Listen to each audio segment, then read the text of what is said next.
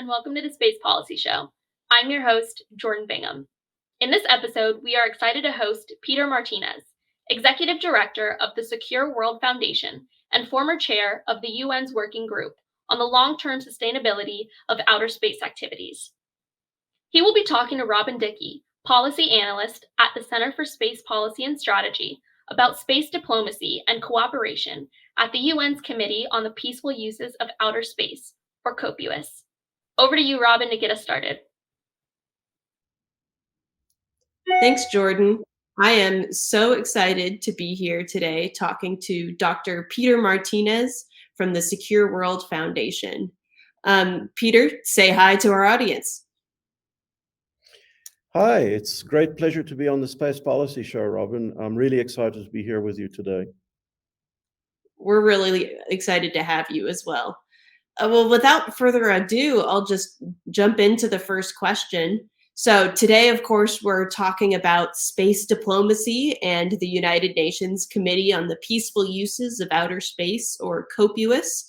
So to get us started, can you give our audience just a bit of an introduction to COPUOS, how it got started, and maybe a bit on how it's organized?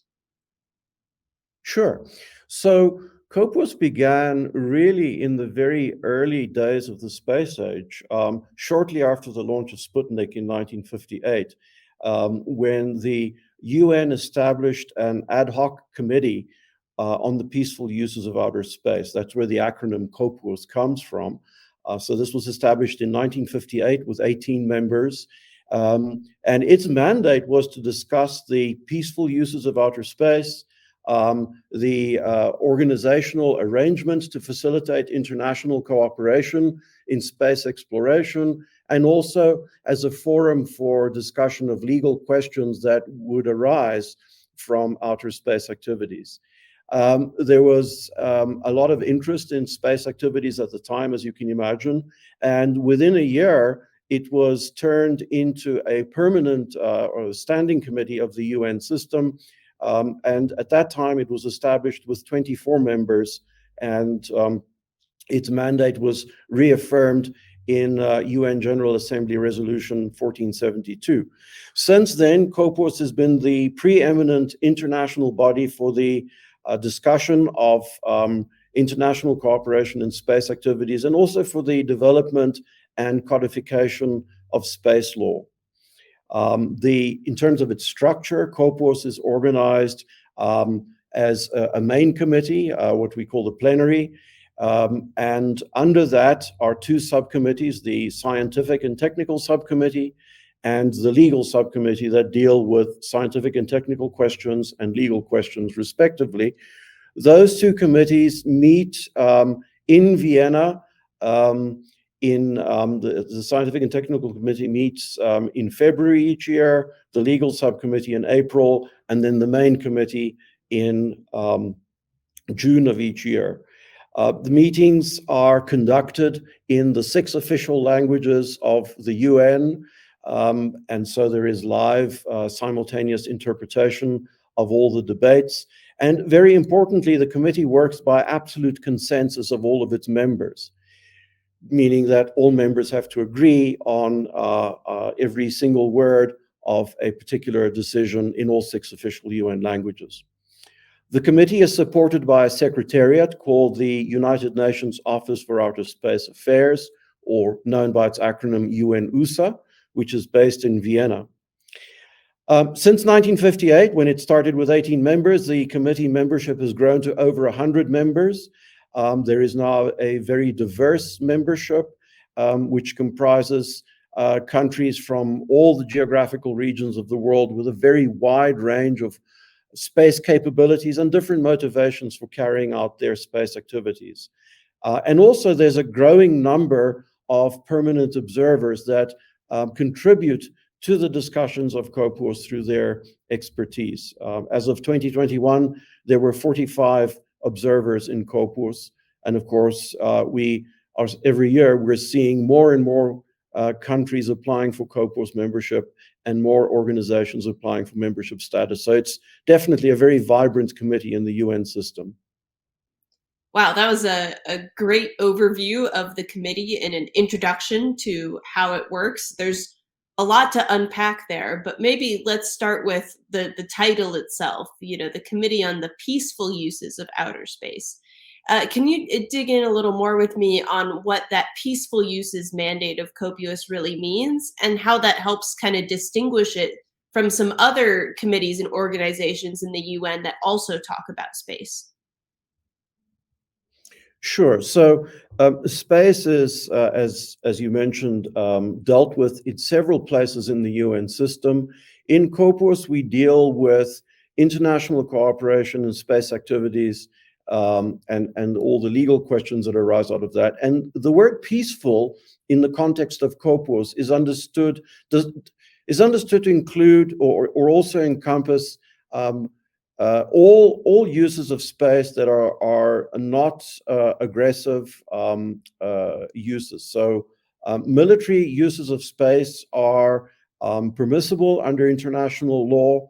In fact, there is no legal requirement that outer space be used solely for peaceful purposes, although there are a few explicit prohibitions on the way that certain weapons or military activities it can be carried out in space. So celestial bodies such as the moon, for instance, are subject to exclusively peaceful uses under existing international law. But these restrictions do not apply to interplanetary space or cislunar space, for example. So the peaceful uses is not understood to exclude military space activities. And indeed, as we all know from the earliest days of the space age, the military has been a big user and a provider of the stimulus for the development of space capabilities around the world. So by peaceful, we mean non-aggressive. Now, in terms of where space is dealt with in the UN system, as I mentioned, COPUOS focuses on the peaceful uses. The disarmament aspects are dealt with in the Conference on Disarmament, which is a body of the first committee of the UN, whereas COPUOS falls under the fourth committee of the UN. This is a good thing and also a challenge. It's good from the perspective that discussions of very sensitive disarmament aspects are carried on outside of COPUOS and therefore don't influence the discussions in COPUOS. The challenge is, though, that some activities that are of a dual use character kind of fall between the cracks. And for example, for many years, it was not possible to talk about activities such as active debris removal in COPUOS because this is a dual use technology that also has potential for military applications. And so this is one of the challenges of this sort of dichotomy of the way space issues are discussed in the UN system. But in recent years, there have been efforts to arrange joint meetings of the first and fourth committee from time to time to address issues that are cross-cutting and of relevance to both committees, particularly those that deal with the safety of space operations. Yeah, I can definitely see how there can be challenges with how entangled so many behaviors are in space to deal with that dichotomy between safety, security, peaceful uses. All of that, can be quite a challenge. And speaking of challenges, you mentioned in your introduction that consensus is a crucial part of the structure and decision making of COPUOS. So could you answer or maybe talk a little more on how does the role of consensus in COPUOS decision making affect how discussions and negotiations occur in the committee? Yes, that's right. COPUOS reaches decisions by absolute consensus of all its member states. And as you can imagine, with a current membership of 100 states, it's becoming quite, 100 states with different motivations, capabilities, and so on. It's becoming quite challenging to achieve consensus on issues. It's very hard, but it's worth it because in the end, all the member states reach agreement on something in which they all have some ownership.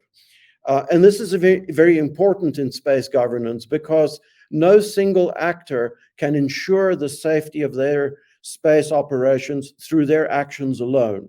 One really, the actions of one actor can have detrimental effects for many other users of space. So another challenge with the way that COPUOS operates is the fact that achieving consensus, as I said, the discussions are carried out in the 6 official languages of the UN, and there are many nuances of meaning that can cause difficulties in the negotiations. And so when we encounter such difficulties, we keep discussing the issue until we can achieve consensus on some language that is understood by all member states to mean the same thing, or perhaps sometimes we just drop the relevant bit of text because it's not possible to achieve consensus. So to give you an example, in English, we use the terms safety and security quite often in many contexts, including space. Those words, safety and security, do not exist in other languages. In Spanish or in French, there is just one word for those 2 terms that we use in English, and so it becomes very sensitive to the specific context in which certain words are used. So, if you, when reading COPUOS documents, if you sometimes come across a wording that is a bit awkward in English, that's because that is the best wording that translates unambiguously into the other UN languages. Yeah, navigating both consensus and language barriers is quite a challenge of, I would say, many different organizations, but can be uniquely challenging in space because of the high level of technicality, the level of difficulty that comes with actually, regulating or discussing space behavior. And really, to dive a little deeper in on that, I want to talk about your own experiences in COPUOS, since you spent 7 years chairing the COPUOS Working Group on the long-term sustainability of outer space activities. Of course, in shorthand, we say LTS, which produced in 2018 the consensus-based LTS guidelines. Can you say a little bit about what the LTS guidelines are and what the process was to create them?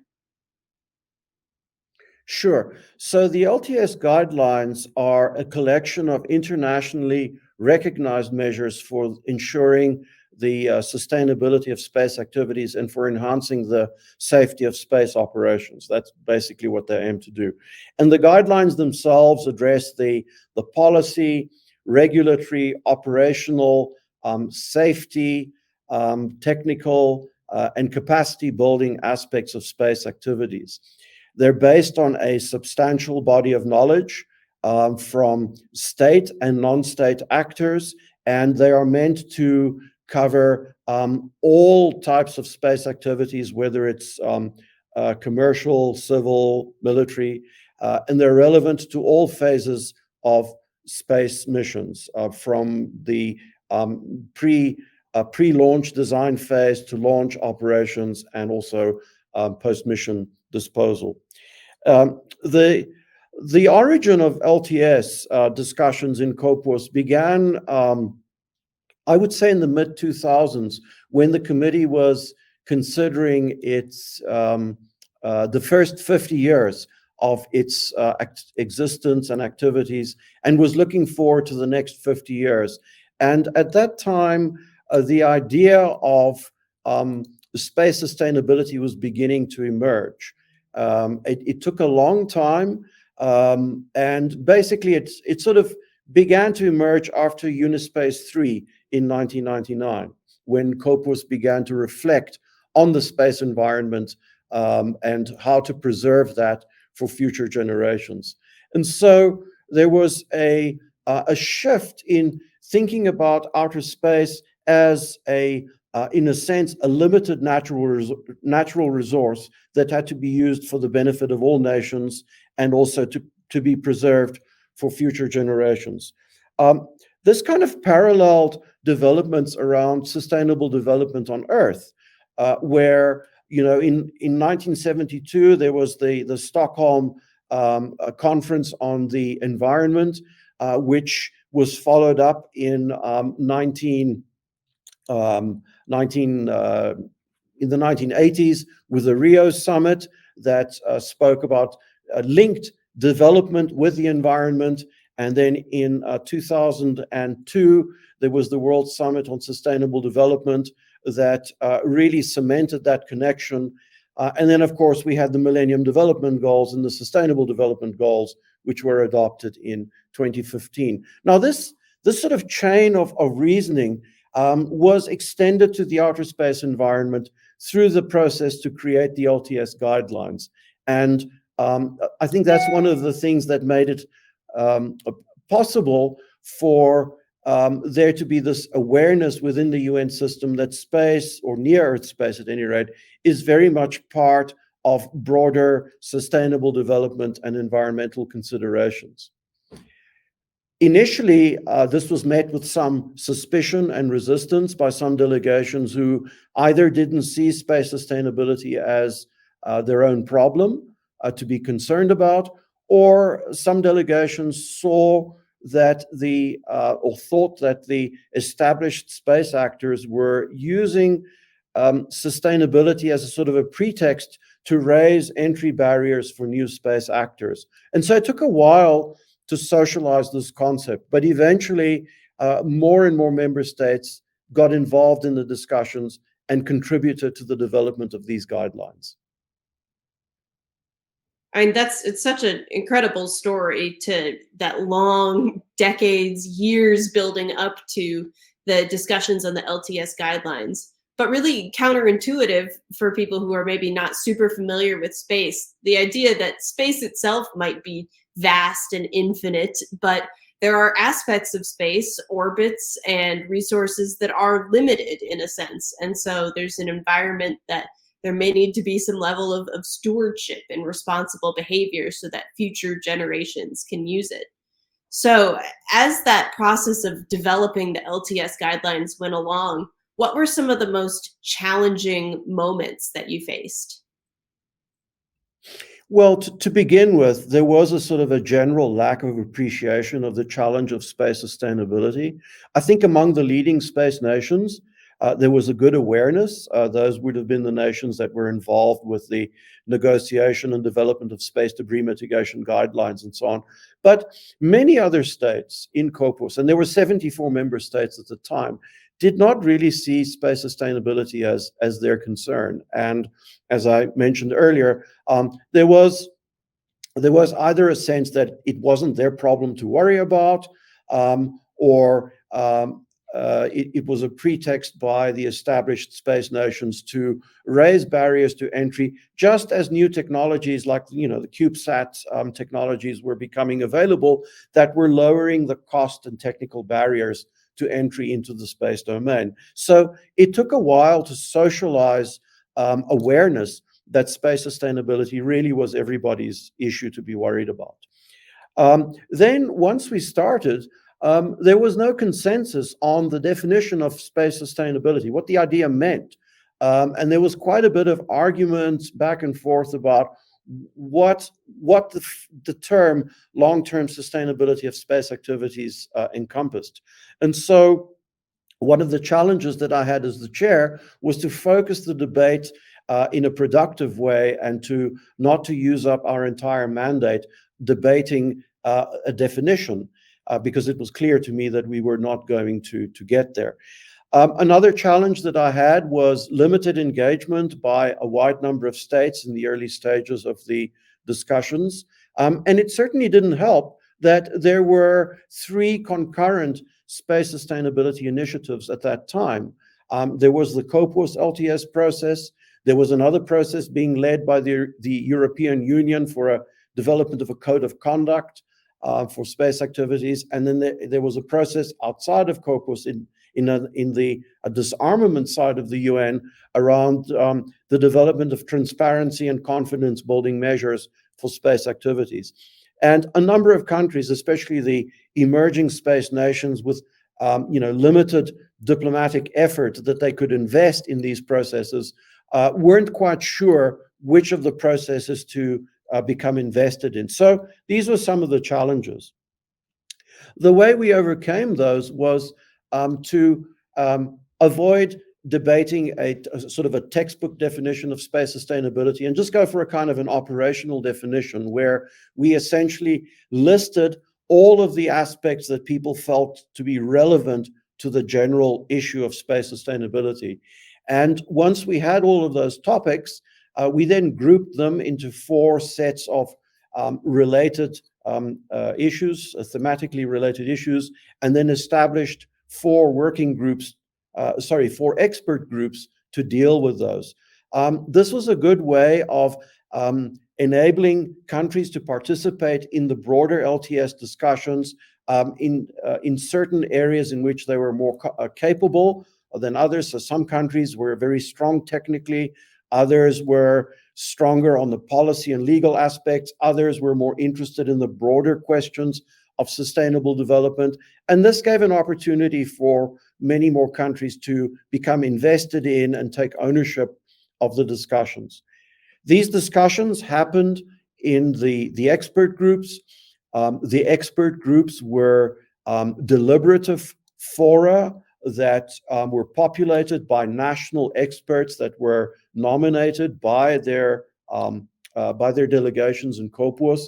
And these 4 expert groups generally operated by the COPUOS consensus rule, but none of their decisions or products were binding on the working group. The working group ultimately could take decisions on whatever recommendations were made. The expert groups, based on their expert knowledge and inputs from many other entities, recommended guidelines where there was sufficient experience and established practice to be able to recommend a guideline. In some cases, the experts identified issues for which there should be guidelines, but where we didn't feel that, or rather the experts didn't feel that the state of development and experience was sufficient to recommend a guideline. And those issues were then identified for future consideration by the working group. By 2016, the expert groups had proposed quite a number of candidate guidelines, and the working group itself adopted the first 12 of its eventual 21 guidelines in 2016. And those were largely based on the recommendations of these 4 expert groups, which I think in hindsight shows that this bottom-up, technically based process was a very productive way of approaching the discussion of these very complex issues. Wow. So lots of effort, lots of layers, the bottom-up process, very fascinating and interesting way to approach some of the challenges that you mentioned. Now, were there any moments where you really had breakthroughs or epiphanies that really helped to move the needle forward? And then how did you cross the finish line on getting that consensus in 2018? Yeah, I think some of the breakthroughs, I don't know if you can describe it as a breakthrough, but certainly the demise of the Code of Conduct Initiative in 2015, I think kind of helped to focus the attention of many states, because by then COPUOS was, it was the alternative that was succeeding. And so we saw a marked increase in the number of states that were engaging, started engaging more actively in the COPUOS process. Also, as time went on, more and more states became aware of the significance of space sustainability. They started to see it as their problem. You would see more and more states in their general exchange of views would make statements like, our country X attaches great importance to the sustainability of space activities, because states were beginning to realize that even if they did not operate space systems, they were relying on the data from those space systems, and therefore they could not take for granted the continuity of space-derived data and services. So I think there was this very significant increase in the interest of the member states. Also, I think the adoption of the first 12 guidelines by COPUOS in 2016 also helped to add additional momentum. And we certainly saw, following the adoption of those 12 guidelines, states could see that this process was going somewhere, and that they wanted to be part of the further development of the guidelines and the process leading up to the eventual adoption of the full set of 21 guidelines in 2019. Awesome. So now that those guidelines have been adopted on consensus, what's next for the LTS guidelines? What's happening in COPUOS now and in the next couple years to look at the actual implementation and further development of those guidelines? Yeah, well, as you said, implementation. I think that's the key word, right? So the guidelines will only have their intended effect if they are implemented as widely as possible by as many states and by as many space actors, both state and non-state, as possible. So implementation is key. Now, when we come to implementation, the guidelines are not prescriptive about their implementation, about the manner of their implementation. This is because when we were negotiating the guidelines, we recognized that there is a very great diversity in the way that space activities are organized and regulated in many different countries. So we couldn't be prescriptive about the manner of implementation. So this allows states the flexibility to implement the guidelines in the manner that they best see fit, but it also creates ambiguity. And so it's very important for states, as they unpack these guidelines and figure out what implementation means in their national context, that they share their implementation experiences with other states. And we're starting to see this. A number of states are beginning to report their implementation experiences in their national exchange of views, or perhaps preparing conference room papers with detailed accounts of their implementation experiences. And so we've seen papers presented by the UK, by Belgium, by France. The UK presented a very helpful template that it offered as an example for other states to report their implementation experiences. This aspect of implementation is very important because we have to avoid fragmented or divergent regulation, which would ultimately lead to regulation shopping or chain of custody issues. Now, at this point, I should emphasize, people may say, well, these guidelines are voluntary, they're non-binding. Yes, that's true. They're non-binding, but non-binding does not mean non-legal, in the sense that states can choose to implement certain aspects of the guidelines in their national regulatory frameworks, thus giving them legal character within their jurisdictions. And that's an important point to recognize, that just because these are voluntary instruments does not mean that they have no legal character whatsoever. Also, a benefit of reporting the implementation experiences is that it helps to socialize this concept of LTS guideline implementation more broadly, and more states will hopefully be encouraged to implement the guidelines and to report their implementation experiences.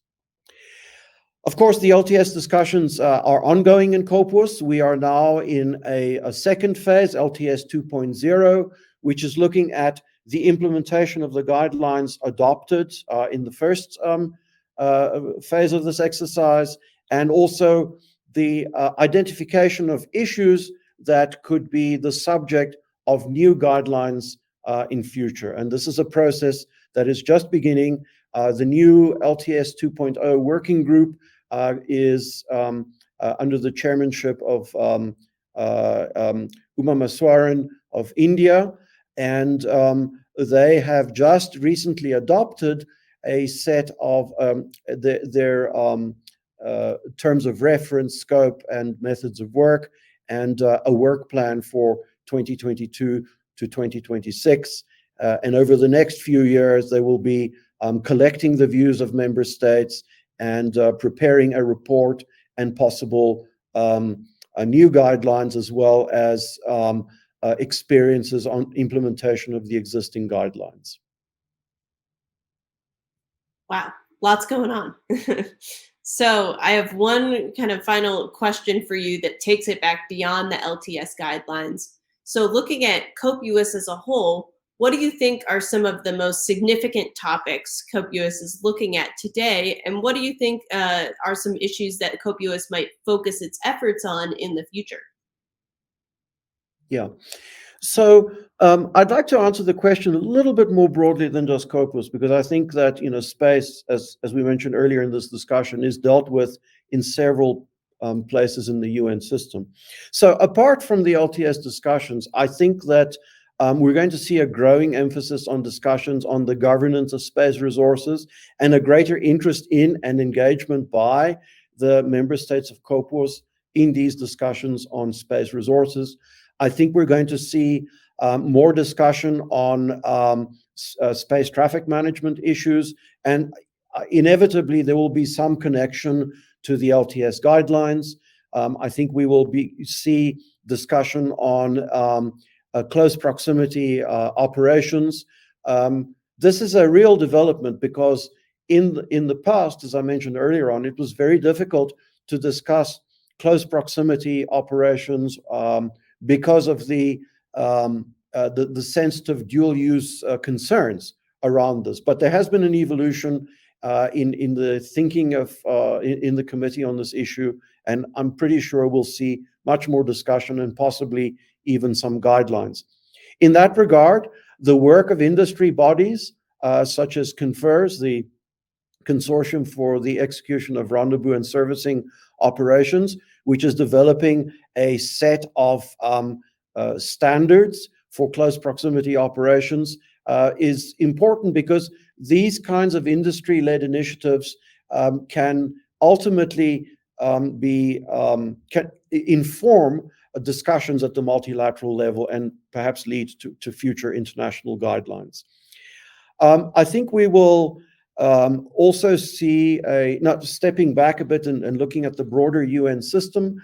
I think we will see a continuation of the engagement between the first and the fourth committees, particularly with regard to issues that pertain to space safety of space operations. I think we're going to see more discussions on norms of behavior. Already under the first committee, there is a working group, an open-ended working group that has been established to look at norms, rules, and principles for responsible behaviors, all with the intention of reducing misperceptions, misunderstandings, and miscalculations with respect to outer space activities. And this is, as I said, is a process that is starting under the aegis of the UN Office of Disarmament Affairs. More broadly, I think that the UN system needs to look at the visions, humanity's visions for space in the future. I think it's inevitable that we will see multiple visions for the future of space, both by state and non-state actors. And certainly, I mean, if you look at the commercial actors are coming out with exciting visions for the future of space, and there are at least two different visions that are proposed by some of the major commercial actors. So these having different visions from a sort of a long-term point of view is maybe not a bad thing. It's good not to put all of our eggs in one basket, because we don't know which of those visions will be the most successful or most fruitful. But the thing is that where those visions intersect, whether it's in space or on the surface of the celestial body, there is a potential for friction. And so I think that the UN system can help to identify some common values, so that as we go forward, where these visions intersect, we will have the intersection will be in the form of competition, perhaps rivalrous, but not in a way that leads to conflict in outer space. A key development is a report that was published by the Secretary General of the United Nations. It's called Our Common Agenda, which addresses the main challenges facing humanity. And one of those is space governance.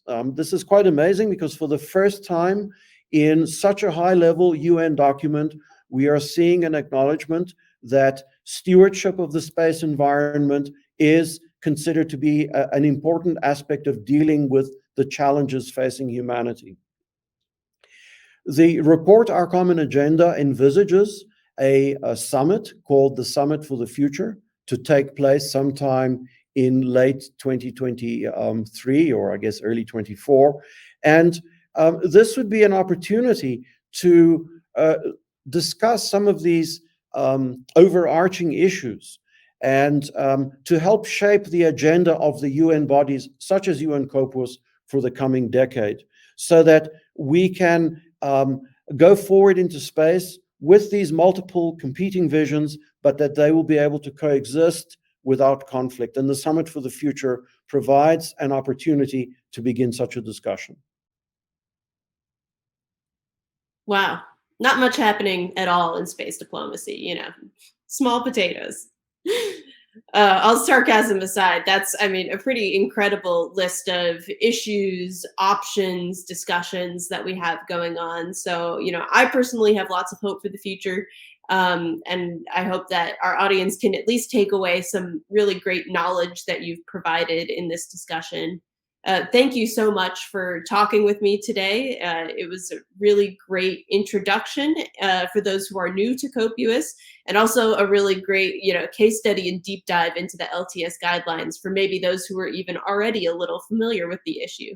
So yeah, thank you again for talking with me, Peter.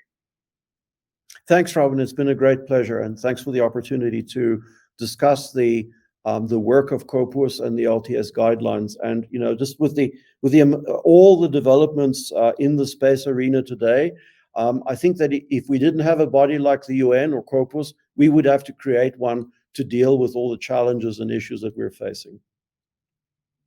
Well, on that note, thank you one more time, and back to you, Jordan. Thank you to Peter and Robin. Now more than ever, we see the importance of greater cooperation in space. Our executive producers, Colleen Stover, and our technical directors, James Liggins. You can browse other episodes at csps.aerospace.org and check us out on Twitter using #TheSpacePolicyShow. Thank you for joining us.